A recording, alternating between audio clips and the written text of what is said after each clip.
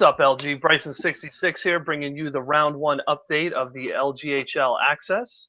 I'm joined by a good friend of mine, Crosby87, who was on my team earlier this season. I unfortunately had to part ways with him, but he's been a big help to the show and always stuck around. So he figured to give this a shot and come out from hiding, though he doesn't have a camera. So I guess that's a little ironic. How's it going, Crosby?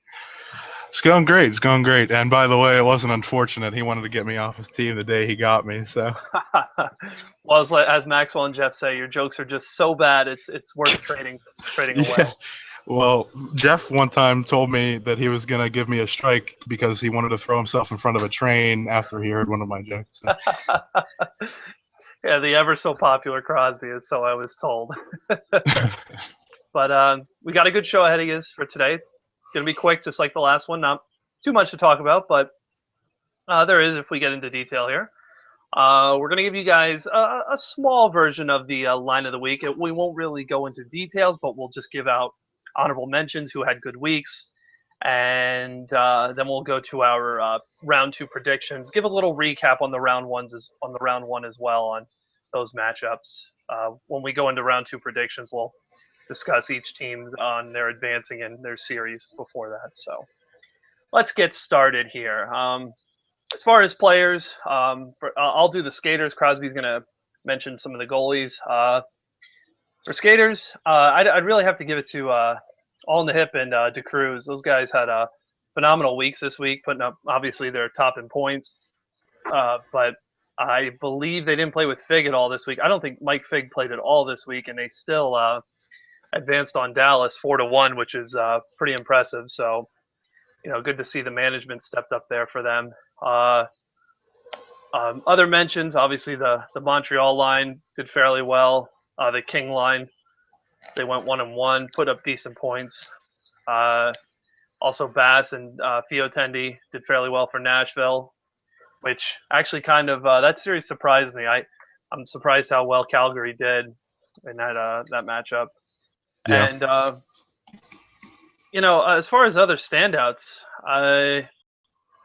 like I said, you only had those few guys jump out at me. Annie Jemima put up 9 points in 2 games, but unfortunately they didn't win their series. They got pretty blown out there. Montreal, Stepdad, and Connor put in some pretty good weeks. Defensively, man, it kills me to say this, but I think Golski is probably one of the best defensemen this week, unfortunately. Had 7 points and a +5, which is pretty crazy. Yeah. But rest of the defensemen did well. SF had 4 points. He went 2-0. Kolbs off of Montreal went 2-0 with 3 points. Old Dirty Boney went 2-0. He's been pretty much Florida's top defenseman there. Tenner even had himself a good week, 2-0, 3 points +2. So, I mean, basically, and Gergs here also went 2-0. Basically, the guys that are getting mentioned are any of the series that were either swept or went 4-1. So, any of the series that went 4-2 were didn't see those players as often. But yeah, Crosby, what do the goalies look like? Well, right before that, I just want to make mention one other guy for I think he's a forward, Cooker, left wing. He went 1-1, even though he lost the one game that Carolina did. He had 5 goals and was a +6, so that's pretty good. That's very good. But for goalies, I'm giving the best one to Dolph Wien. He had 51 shots against in 4 games and still managed an 800 save percentage, which is really good with the 2.5 goals against. And they got killed in the first 2 games, so I don't think he was in that game. If he was in one of them, at least he kept his team manageable with an 800 save percentage. Right. Also, your boy, 3-0, 48 shots against, an 81.3 save percentage or .813 save percentage. His goals against was a little high at 3, but still, I mean, when you're winning all your games and you're facing 48 shots, you got to expect to let some in. Yeah, for sure. Vicious Tyrant, too. I mean, everyone, knows him as, Florida's goalie, having a great series with them. He went 3-0, but he only faced 22 shots, which is why I didn't really give him the top. He did have a 900 save percentage, of .67 goals against, and a shutout. So, I mean, anytime you do that as well, you deserve to be mentioned. Absolutely. Um, Goalies that also surprised me. I would say Fournier going 2-0 with 13 shots against, only one goal against, and a .846 save percentage. Just pretty good. But I don't know. In my experience, Fournier is pretty good, but we'll have to see what happens in the next round. Yeah, 6.5 shots per game isn't really challenging the goalie. So Right, and he only had 120 time on ice, which is 2 games, so right. not the greatest. Yeah. So, well, that about do it for the goalies. Any other mentions there? Yeah, the only other goalies that I would say is Rowski. Rowski had a shutout. I used to play with him. He's a beast with you guys. And another guy that had a shutout was Wiffle Tank, and I think that first or second game that they beat, I think it was game 1 that they won 6-0 or something. I forget what it was, but yeah. So those were the 3 goalies with shutouts, and when you get a shutout, you deserve a little attention. Yeah. Roski was a beast in the game 4 against Jersey, but we'll get into that with our predictions. But Right. yeah, so those are our mentions. I think next week we'll get a little more in depth with the players, but after round 1, it's pretty obvious that whoever's leading the league in points and plus minus, they're going to be the guys making the lineup of the week. So maybe next week we'll get into a little more details there. And it all crashes down, and you break your crown, and you put your feet up, but there's no one around. Just one thing, just to play the king. When the castles crumble and you're left with just a name, where's your crown, king? Nothing. So we're going to move on to the predictions slash little discussion on how last round went. Our first matchup, we're going to start in the East here with Florida and Montreal. Montreal coming off a 4-2 series win over Philadelphia. Crosby mentioned to me earlier that Montreal was committed quite a few penalty minutes, in which caused Philadelphia to get close in this series. So it was a little bit of a surprise. I'm almost thinking I was calling a sweeper, a win in 5 games for Montreal there. So Florida came out swinging. Delisle put up 9 points in the series. Blick with 6. Some of their guys stepped up, but as expected, I feel Montreal is just too good of a team that was going to be exited here on the first round. Your thought on that series, Crosby? Yeah, like you said, and like I had mentioned earlier, that they took a lot of penalties. I think when Philly won 8-1 or 8-2, whatever the second game score was, I think Philly went 7 for 8 on the power play. So that kind of just shut the door for Montreal for any chance. As long as you take 8 penalties, you're not going to win many games. Mm-hmm. But yeah, Philly surprised us all. I think Montreal came in winning 13 straight in the regular season, and Philly gave them a hard fight to the end. Killing them. I think it was 8-2, like I said, and like you said, not many of us expected that series to go 6 or whatever. I was trying to say earlier, I was going to have Montreal go in 5, but that obviously didn't happen, and Philly got more credit than everyone thought. Interesting note here too is not only did they win 8-2. I mean, obviously Delisle played in that game, but Montreal had the Scavuzzo, Marquette, and King Brad line, and I mean that's. I think it's pretty safe to say that's their top line, besides Cakes and JJO. But I mean that's a really good line, and for them to take those kind of penalty minutes, that could mean trouble for them playing up against Florida here. So yeah, and I think after they lost 8-2, I think the next game after that they shut out Philly or only let them score 1 goal. I think Philly had 3 shots that game. 5-1 and 5-1, then 5-2. So they definitely got their act together and started. Started doing what they're known for. But speaking of Florida, another team that again surprised me mostly. They swept Ottawa, which it surprised me, but didn't after I looked at who was playing. I don't think Soccer played 1 game in the first 4. I think he was busy, so unfortunately Ottawa wasn't able to utilize him. But I mean, you look at all the games. Besides the 3-0 finale, each game was a 1-goal differential. Could have went either way. So, credit's due to Florida, man. I mean, you look at you were talking about the Tyrant only facing a couple shots per game. Clearly, that's got to go rest on the defense for playing very well in those 4 games. Yeah, well, I think that's the way Florida likes to play too. You know, they like that defensive style. You know, winning 1-goal games and relying more on their defense than their offense. But any series in which you play Devin once, only give up 2 points and a goal, you know, you're doing something well. And I don't know, with Markel or Vicious Tyrant and Net, I mean, as long as you don't give up too many grade A scoring chances, you're going to win most of those 1-goal games. Yeah, yeah, a lot of credit due to Yargage and what they did that series. So good for them. But let's talk about the series now, the matchup between Florida and Montreal. You know, Florida, I really wasn't too sure of the beginning. Obviously, you sweep a team like Ottawa with such great offense that they have, and Ottawa's an all-good round team. I can't just say their offense, but I have to.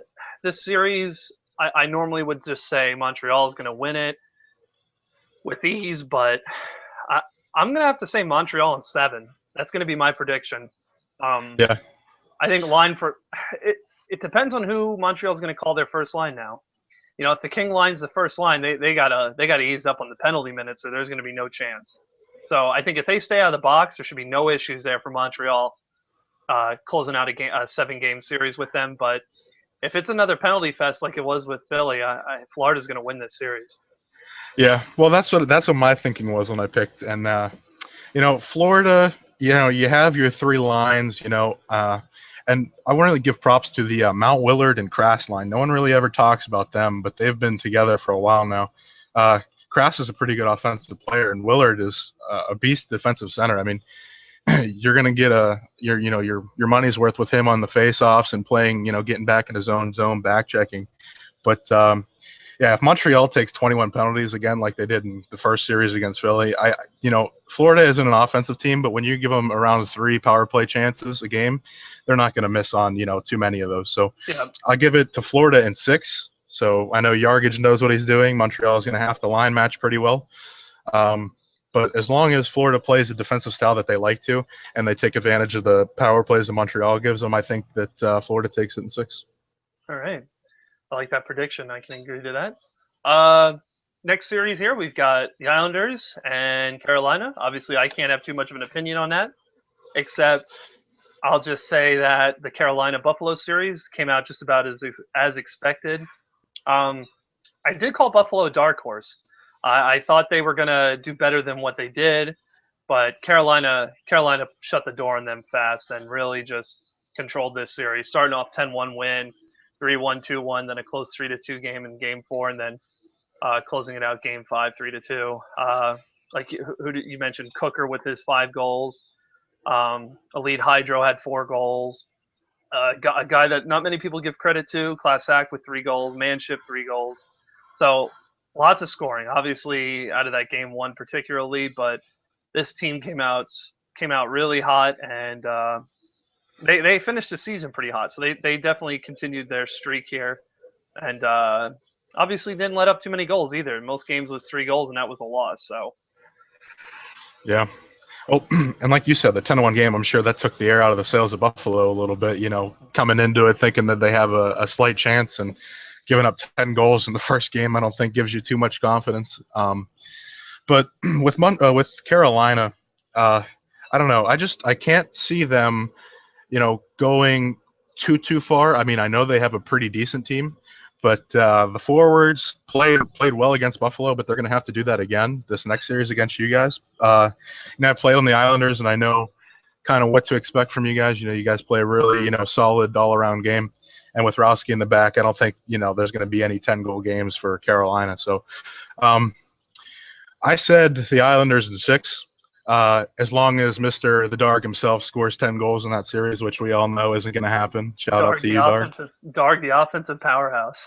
Well, obviously. I think that guy scored more goals than I did this season. So, and I mean, obviously, when you're playing defense against Mr. Eyebrows himself over here with the caterpillars above his eyes. Listen, if you're going to make fun of my physical features, and I swear to God, man, all right, I got the thick eyebrows, I'll admit it. But I don't know if you can see it. I'm forming gray hair from this. I see that. Yeah, it's awful. I'm 24 and growing gray hair. So, you know, dude, there's so much you make fun of me for. I can't believe it. I'm surprised there's no Broncos poster in the background. That would have just been the icing on the cake.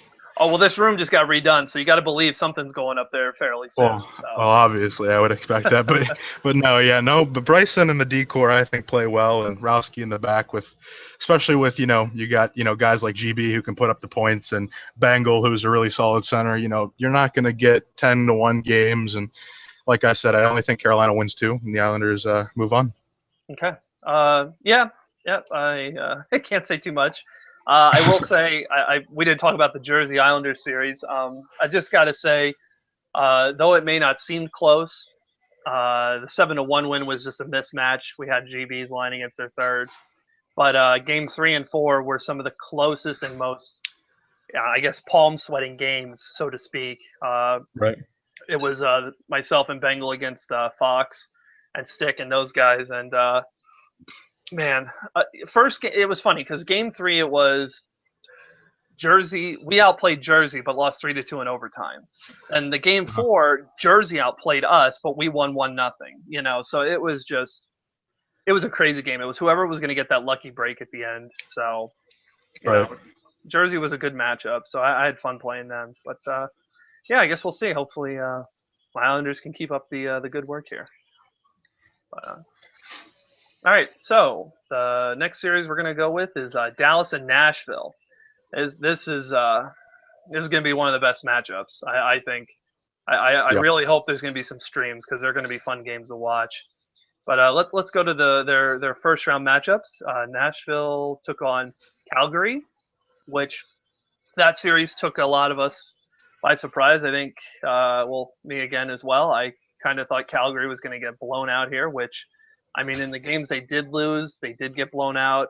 Exactly what I expected with the offense from all their forwards. You got Fio Tendi putting up 9 points, Bass putting up 9 points, Bradley and Dupes with 8 points, Savard put up 7. All of those guys played well. But when the games were close, Calgary was able to capitalize. It just line for line, they weren't able to match up like I expected, but they took it to 6 games, which was what I was impressed with. Yeah, and I mean, like you said, they were close, some games, and then they were just completely blown out of the water in the ones that they lost. But I mean, when you have Nashville, who arguably has the best forward core in the entire league, with everyone that they do have, Dupes and A1 Freak is a dark horse in my opinion, and Savard and all those guys. Only losing 2 to Calgary, I mean, like you said, it was a surprise to me as well.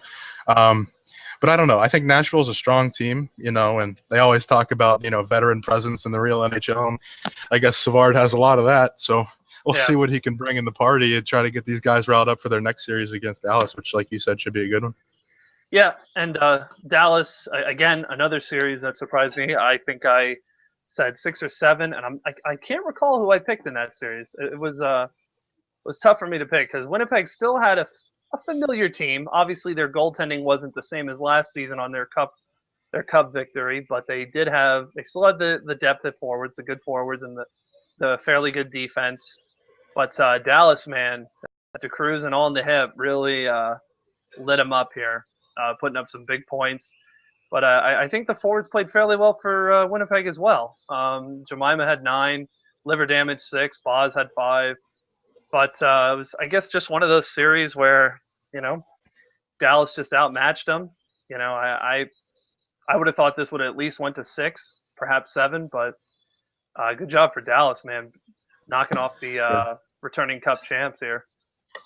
Yeah, and there seems to be a lot of parity in these playoffs this season. Like you said, Winnipeg losing in the first round. I don't think anyone really expected that. And if they were, it was going to go deep, which obviously didn't end up happening. I think if Winnipeg was matched up against somebody else, like a Calgary, maybe Minnesota or San Jose would have been interesting even, but it seemed like Dallas has been so consistent this season. I just felt like it was tough for them to match up so early. Yeah, I mean, all your familiar faces with Winnipeg, did their part. They got their points. They were able to do what they needed to do. I guess I don't know if they played 2 or 1 game. I'm expecting 2. 2 of their games were 1-goal losses, games 1 and 2. And then 2 of their losses were blowouts, and their 1 win was a 6-2 win. So, I mean, again, it could have went either way. I guess with games 1 and 2, if those games could have been different. Right. And I mean, I don't know, maybe Winnipeg's depth in goaltending this season, I mean, rather than last season, kind of wasn't as strong. But I mean, Yeah. hey, when you win a cup, it's tough to come back and repeat. So, Right. Yep, for sure. So that will lead us now to the matchup between Dallas and Nashville. Um, I stared at this series for quite a little bit before we started the show, trying to figure out who I'd want to go with, and I'm gonna have to give it to Dallas, man. I'm gonna say Dallas in 6. Uh, I want to say 7, but I'm gonna have to say 6, just because your boy is playing phenomenal. He had an awesome season, possibly a Vezina candidate. Dallas has the defense and F-ball Mike. Trying to think who else is on that D core. There's a couple other good names, but I mean overall, the defense for Dallas, I think, just outweighs. Is going to outweigh Nashville. yeah. Dirt Sauce, AJ Hendricks, Belief, Teabag Frenzy. I guess I'll give Connor a mention here. But yeah, I mean, they've got a solid D-core. Not taking anything away from Nashville. Why do they need defense when they have the scoring like they do? So, if the games are close, I think Dallas is going to win this, because Dallas definitely has the forwards to keep up with them. I don't think they have the depth like Nashville does. So if Dallas's defense plays like expected, I see Dallas winning this one in 6. Yeah. Well, when you have 2 hot goalies and your starter and your boy, but then, like you said, the defense, they invested a lot of money in their defense this season, and, it's kind of paying off for them. They, 2 guys with Mike and Dirt Sauce they've invested like $9 million in those guys, and it's been paying off so far with their results. But and like you made mention, I think Dallas can go pound for pound with the Nashville forwards. I think they've got a couple of guys no one really likes to mention. Ryan Six, I know him from other leagues. He's an absolute monster with the puck. I mean, you could try to contain him, but you're not going to shut him down. So, and if he's on your second or third line, that's going to give you a left wing that you can count on. And 5'10" as well on the left wing. He's pretty good. But with all in the hip and WJD doing what they do best, scoring, and I think Nashville's up against the ropes here. I think I'm going with Dallas in 7. Okay. I don't think Nashville is gonna. I mean, they've been a good team throughout the entire season, but I think this is their last series. Well, it's going to be. Like I said, I hope there's going to be streams for this series, because I don't watch other teams, but I'd be interested to see this. These should be some good matchups.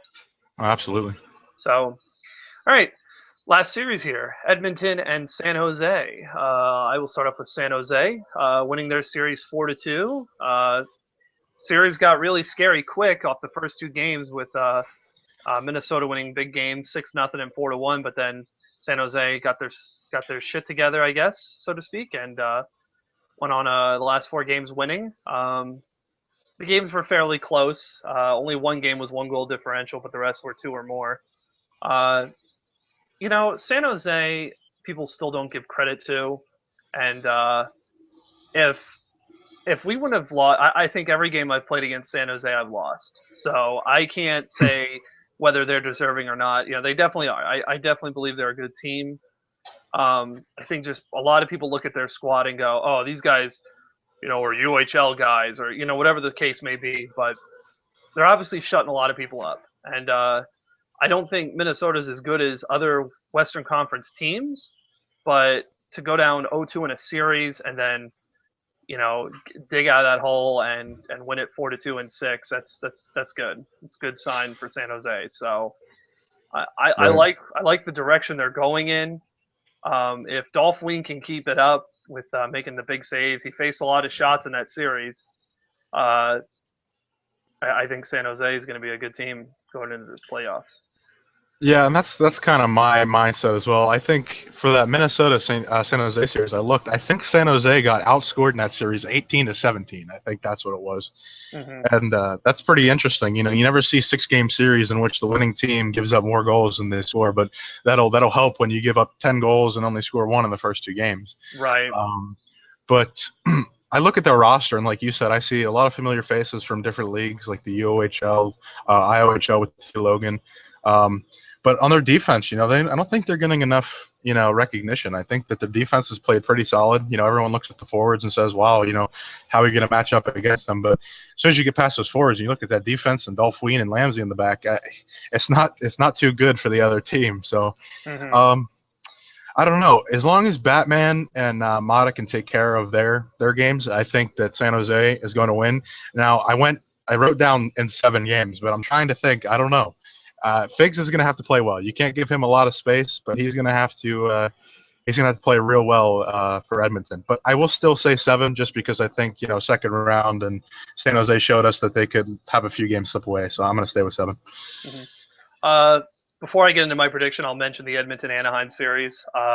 Obviously a sweep. Not much you can say except Edmonton just doing their job and getting it done. Edmonton, I believe, was eliminated in the Western Conference last season.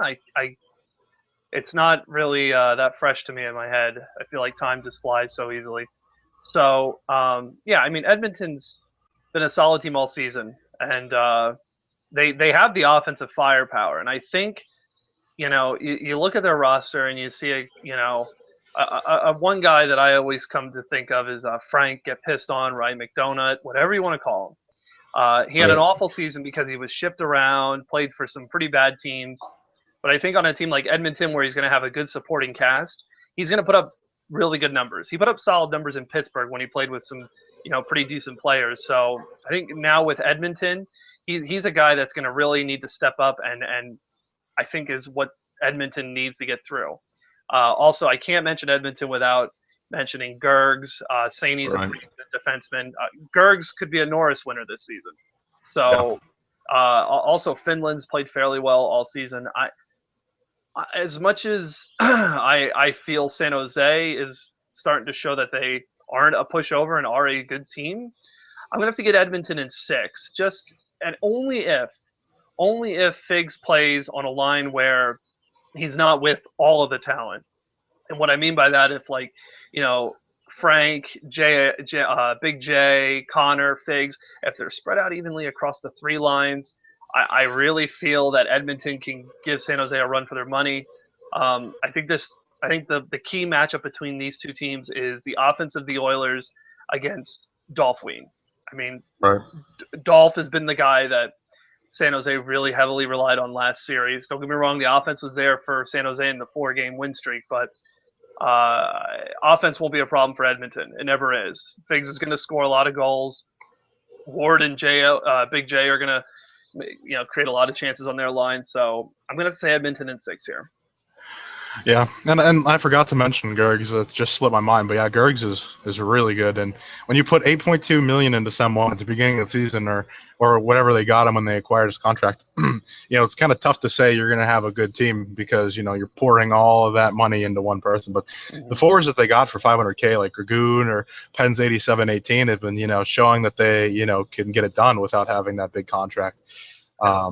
Broke you down on lefty as well. He's played pretty solid, but yeah, I'm still sticking with San Jose in 7 games.